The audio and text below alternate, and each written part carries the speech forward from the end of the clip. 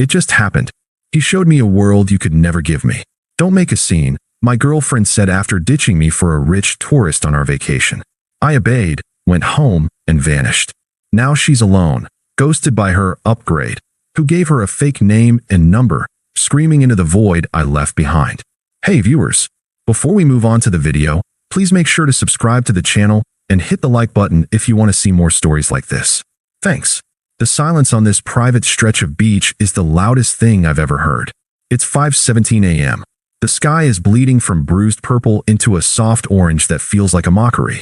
My feet are buried in the cool, damp sand, and the only thing I can feel is the ghost of my phone vibrating in my hand. The text message burned onto the back of my eyelids. Don't wait up. Don't make a scene. We'll talk tomorrow. It's so perfectly, brutally her. A command, a dismissal, and a postponement of consequences, all in 10 words. I let out a breath I feel like I've been holding for 2 days and finally let the memory in. Not of the text, but of what led to it. The vacation that was supposed to fix us. It was my idea. I'd been buried in a high-stakes project at the architecture firm for 6 months, working late, bringing stress home. Chloe had started to feel more like a polite roommate than my fiancé. I saw the distance in her eyes, a flicker of boredom when I'd talk about load-bearing walls and permit delays.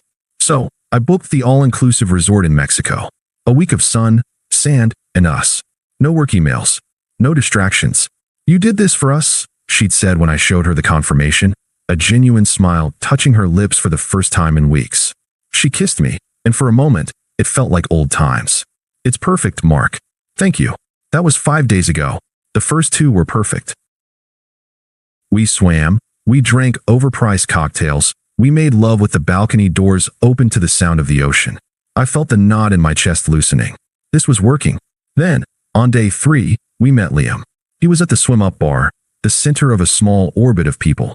Tanned, expensively groomed, with the easy, loud confidence of someone who's never been told no.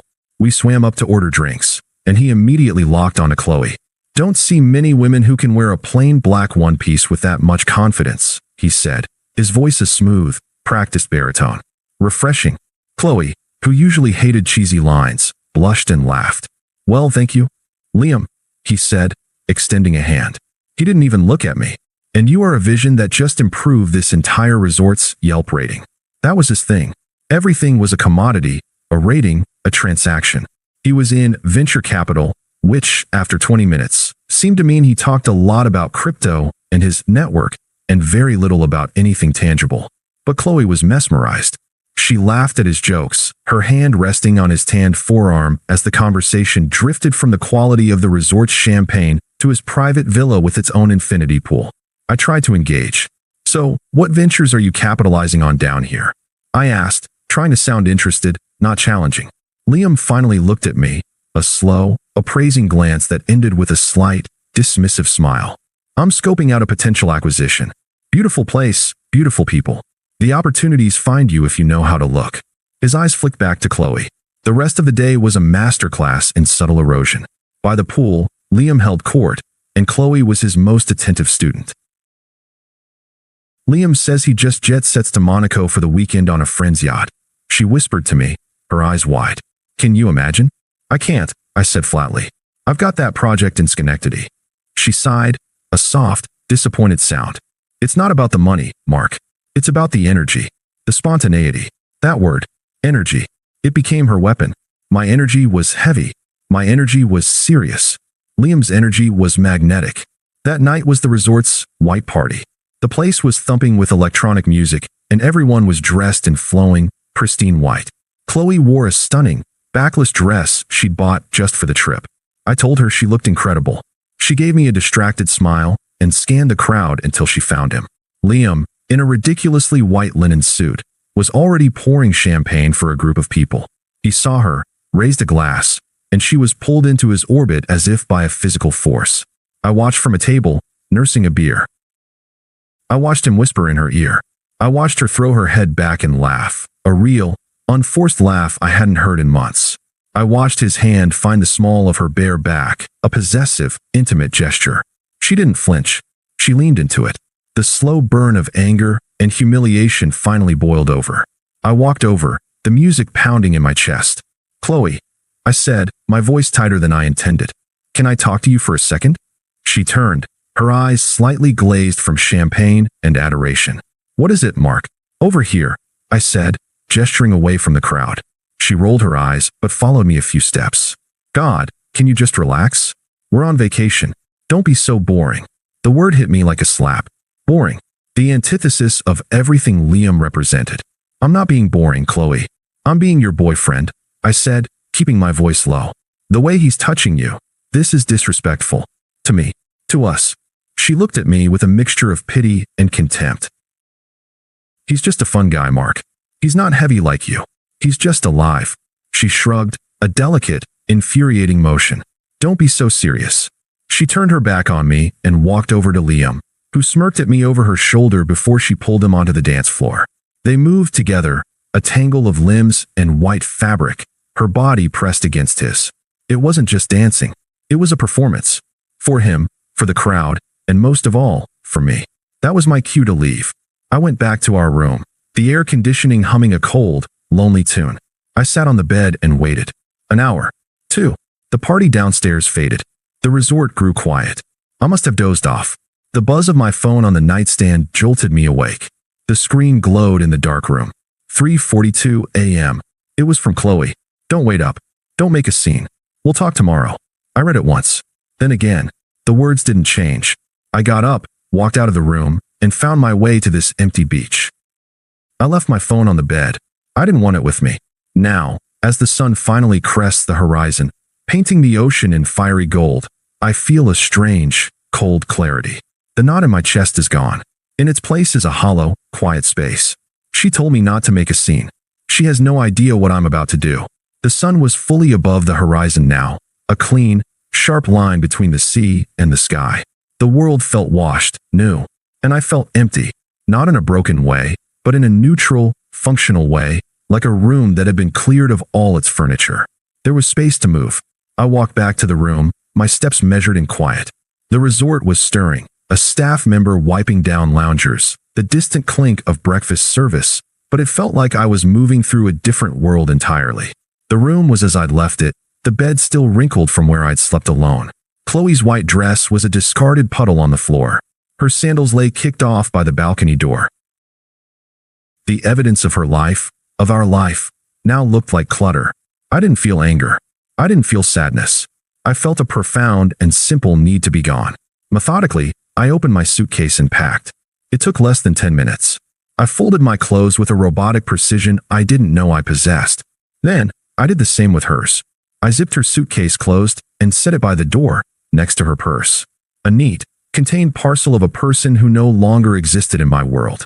I showered, the hot water sluicing away the salt and sweat of the long night. I dressed in clean, comfortable clothes for travel. And then I sat in the chair by the window, waiting. I didn't look at my phone. I just watched the palm trees outside, their fronds stirring in the morning breeze. The keycard clicked in the lock at 8:07 a.m. She slipped in, looking triumphant, but tired. Her makeup was smudged, her hair a mess of yesterday's styling and whatever had happened last night. She smelled of stale champagne and someone else's cologne.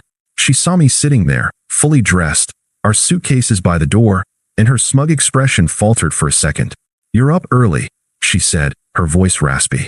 She headed for the mini fridge and pulled out a bottle of water. "I've been up," I said. My voice was calm, flat. It didn't even sound like mine. She took a long drink, watching me over the bottle. I could see the gears turning in her head, trying to gauge my mood, to prepare her script. "Look, Mark," she began, putting on a performative sigh. "About last night, it just happened. He's on a different frequency, you know? He showed me a world you could never give me." She said it like she was revealing a profound truth. "It's not about money, it's about energy. He's alive." I just looked at her. I let the words hang in the air, let their absurd, cliched cruelty echo in the silent room. She had practiced this, I realized. She had expected a reaction. "Aren't you going to say anything?" she asked, a flicker of irritation in her eyes. "Aren't you going to fight for me? Yell? Something?" I stood up. I picked up her suitcase and held it out to her. "No," I said, my tone as even as if I were commenting on the weather. "You made your choice." She stared at the suitcase, then back at my face, her confidence visibly crumbling into confusion. "So that's it?" she stammered, refusing to take the luggage. "You're just leaving?" "You left last night," I said. It wasn't an accusation. It was a simple, factual statement. I set the suitcase down beside her, picked up my own bag and my backpack. I walked to the door. I didn't look back at her, at the room, at the shattered remains of our future. I opened the door and stepped out into the bright, indifferent hallway. The door clicked shut behind me, the sound as final as a tomb seal. I didn't go to the airport. Not yet. I went to the front desk. A cheerful young woman greeted me. "I was in room 412 with Chloe Anderson," I said, my voice still unnaturally calm. "I'm checking out early. I've settled my personal incidentals. The room is paid for through Saturday for her. Any further charges are hers alone." The woman's smile became slightly strained, but she processed it without comment. "Of course, sir. I hope you enjoyed your stay." I gave her a small, meaningless smile. It was very enlightening. I got a taxi. The driver loaded my bag. As we pulled away from the resort, I caught a final glimpse of the pristine pools, the perfect beach. It looked like a postcard for a life I was no longer in. On the flight home, I stared out the window at the endless blue. The man who had flown down here, hopeful and anxious to fix things, was gone. He'd been dismantled piece by piece. In his place was someone new, someone quiet, someone who understood, with cold, absolute clarity, that the most powerful response to a nuclear bomb is not to build a bigger one. It's to move entirely out of the blast radius. And for the first time since I'd heard her laugh with him, I felt a sense of peace. It was a vast, empty, and strangely powerful peace. It was the peace of letting go. The key turned in the lock of my apartment with a definitive thud. The air inside was still and smelled faintly of the lemony cleaner we both hated. The word echoed falsely in the silence. There was no we anymore. I dropped my bags by the door and did a slow circuit. The framed photo from our hike in the Blue Ridge Mountains. The ugly, garish vase her mother had given us that she insisted on keeping on the mantel. The half-finished crossword puzzle book on her side of the couch. It was a museum of a life that had just been declared null and void. I didn't cry. I didn't rage. I got to work. I started with my phone. I went into the settings and turned off read receipts for iMessage. Then, I opened my contacts. My thumb hovered over her name for only a second before I tapped block. Instagram. Blocked. Facebook. Blocked. WhatsApp. Deleted the chat and blocked. It was like performing surgery on my own life, cutting out a malignant, necrotic organ. There was no emotion to it, only necessity. Next, the locks. I called a 24-hour locksmith. While I waited, I began gathering her things. Not with anger, but with the detached efficiency of an estate executor. Her clothes from the closet and dresser, folded into moving boxes I had in the storage closet. Her extensive collection of skincare products from the bathroom. The books on her nightstand. I didn't read the inscriptions. I didn't linger on the memories attached to a particular sweater. It was all just inventory now. By the time the locksmith arrived and replaced the deadbolt, her presence in the apartment had been reduced to a neat stack of 6 cardboard boxes in the living room. The next day, I rented a small storage unit a 10-minute drive away. I moved the boxes there, taped the key to the unit and a piece of paper with the access code inside a small envelope. I addressed it to her and left it with the building's super. "Chloe will be by for this," I told him. He just nodded. The silence in the apartment was no longer oppressive. It was mine. It was clean. The first call came 2 days later. It was her sister, Jessica. The tone was accusatory from the first word. "Mark, what the hell is going on? Chloe is hysterical. She says you changed the locks and stole all her stuff." I took a slow breath, my voice level. "Jessica, her things are in a storage unit. The information is with the super. As for what's going on, that's Chloe's story to tell. I don't have anything to add. She said you abandoned her in Mexico. Who does that?" "She's right," I said calmly. "I did leave, and I'm sure she can explain exactly why. Have a good day, Jessica." I ended the call and blocked the number. A day after that, it was her mother. "Mark, dear, we're all so worried. This is so unlike you. Can't we just talk this through? Couples have spats." "This wasn't a spat, Carol," I said, my tone polite but firm. "The relationship is over. I'm not interested in discussing it further. Please don't call this number again." Click. Block. Their voices were like faint, irritating static from a radio station I no longer listened to. They held no power over the quiet certainty that had settled in my bones. With the external noise muted, I began to build. My life became a simple, purposeful trinity: my body, my mind, my work. I joined a gym. Not the overpriced boutique one Chloe liked, but a no-frills, iron-and-sweat warehouse of a place. I went every day after work. The burn in my muscles, the gasp for air after a set of deadlifts. It was a pain I could understand and master. It scrubbed the lingering psychic residue from my system. I dug out my old acoustic guitar, its case dusty from neglect. I started learning again, my fingers slowly relearning the chords, filling the apartment with something other than silence or the echo of her voice. And I worked. With the mental energy I'd once spent worrying about the relationship, analyzing her moods, and planning couple-centric activities, I dove into my projects at the firm. I was sharper, more focused. My boss, David, pulled me aside 3 weeks after I got back. "Mark, the Scheherazade Tower revisions, they're brilliant. The client is over the moon. I don't know what's gotten into you, but keep it up. There's a principal position opening up next quarter. I'm putting your name in the hat." I just nodded. "Thank you, David. I appreciate it." The news of her unraveling reached me in fragments, through the one conduit I hadn't blocked, my friend, Ben, who was still loosely connected to Chloe's social circle. We were at a bar, watching a game. He took a long pull from his beer and glanced at me. "So you heard, I take it?" "Heard what?" I asked, my eyes on the screen. "About Chloe. The whole Mexico thing blew up in her face. Spectacularly." I took a sip of my drink, saying nothing. He took it as a cue to continue. "Turns out the guy, Liam, was a complete fraud. Gave her a fake name, a fake number. The private villa was just a day pass he'd sweet-talked his way into. He ghosted her the morning after. Left her stranded. She had to pay for a whole new flight home herself." I nodded slowly, absorbing the information. There was no schadenfreude, no feeling of vindication. It was just data, a predictable outcome from a flawed premise. "And it gets better," Ben continued, a grim smile on his face. "She came back, tail between her legs, only to find her key didn't work and all her worldly possessions were in storage. The story's gotten around. Let's just say her friends aren't feeling very sympathetic. They think she shit the bed and is surprised it smells." I finally looked at him. "Ben," I said, my voice quiet but firm, "I don't want to know any of it. It's not my concern anymore." He looked surprised, then nodded in understanding. "Right. Sorry, man. You're better off." He was right. But it wasn't about being better off. It was about being elsewhere entirely. While her world was collapsing into the drama and consequences she had created, mine was being built on a foundation of quiet, deliberate action. The two realities were no longer connected. The bridge was burned, and I wasn't even looking back at the smoke. The peace held for a month. A solid, uninterrupted 30 days of routine, progress, and silence. I was in the best shape of my life. My work was receiving accolades, and the empty space in my apartment had been filled with a sense of self-possession I hadn't known was possible. The first breach was a text. I was reviewing blueprints at my kitchen table, the phone face down beside me. It buzzed. I flipped it over. Unknown number.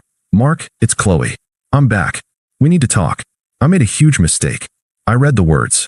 I felt nothing. No lurch in my stomach. No quickening of my pulse. It was like reading a weather alert for a city I no longer lived in. I placed the phone back on the table, screen down, and returned to my work. After a minute, I picked it up again and blocked the number. The silence returned for another week. Then, my phone vibrated with a call from a different unknown number. I let it go to voicemail. An hour later, curiosity, or perhaps the need for finality, made me listen. Her voice was thin, trembling, a pathetic imitation of the confident woman from the resort. "Hey, it's me. Please, just talk to me." He was a liar. He used me. "I get it now. You're the real one. You're stable. You're good. I'm so sorry. Please." There was a muffled sob, then the call ended. I deleted the voicemail. "You're the real one. Not, I love you. Not, I was a fool." I was just the real option compared to the fantasy that had crumbled. It was an insult disguised as an apology. I thought that might be the end of it. I was wrong. It was a Tuesday evening. I had just finished a brutal but satisfying session at the gym. The endorphins were coursing through me, and I was feeling strong, clear-headed. I walked out into the cool night air of the parking lot, my gym bag slung over my shoulder, heading for my car. "Mark." The voice was raw, desperate. I turned. She was leaning against the hood of a beat-up sedan I didn't recognize, her arms wrapped around herself as if she were cold. She looked diminished. The vibrant, dismissive woman from Mexico was gone. Her hair was lank, her face was pale and drawn, and her eyes were red-rimmed. She looked like she hadn't slept in weeks. Standing there in my sweat-damp t-shirt, feeling the solid power in my own body, the contrast was almost shocking. I didn't say anything. I just waited. She pushed off the car and took a hesitant step forward. "You can't just ignore me forever. We were together for 4 years. Her voice cracked on the last word. I remained silent, my expression neutral. I was a rock, and her words were just water. "Say something," she pleaded, her composure breaking. Tears started to well in her eyes. "Please, just talk to me. Can I help you?" I asked. My voice was calm, flat. The same tone I'd used with the hotel clerk. It was the wrong thing to say. It was the right thing to say. It broke her completely. "Help me," she cried, her voice rising into a wail. "Look at me. I lost everything. My home, my friends, you." He was a monster. A lying, pathetic monster. She was waiting for me to comfort her. To tell her it was okay. To open my arms and let her back into the stability she had so carelessly discarded. I looked at her, at the raw, messy display of consequence. "I'm sorry you feel that way," I said. It wasn't an expression of sympathy. It was a dismissal, a way of saying her emotional state was her own to manage. The tears stopped. Her face, blotchy and wet, hardened. The anger I knew was always there, simmering beneath the surface, finally flashed in her eyes. "That's it. Sorry I feel that way. You were supposed to be the good guy? Why are you being so cruel?" There it was. The true colors. I wasn't the good guy for walking away with dignity. I was cruel for not absorbing her toxicity back into my life. For not playing my part in her drama. It was the final confirmation I needed. The last thread, now severed. I took a small step forward, not to close the distance, but to ensure my next words landed with the weight they deserved. My voice was still quiet, but it was now edged with a finality that could cut glass. "Chloe, you told me not to make a scene."